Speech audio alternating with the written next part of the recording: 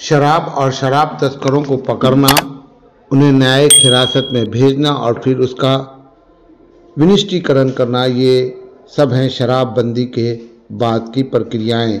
लेकिन अब ये भी सिस्टम का एक हिस्सा बन चुका है।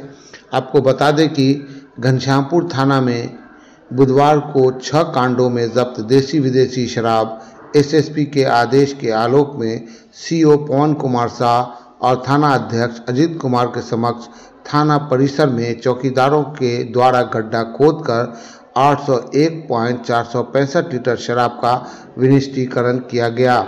घनश्यामपुर थाना अध्यक्ष अजीत कुमार ने जानकारी देते हुए बताया कि थाना के मालखाना गोदाम में बहुत पहले से 6 कांडों में नेपाल से भारतीय क्षेत्र में नेपाली देसी शराब और विदेशी शराब की तस्करी करते शराब जब्त किया गया था। शराब की तस्करी करते हुए लोगों को गिरफ्तार कर न्यायिक हिरासत में भेज दिया गया था।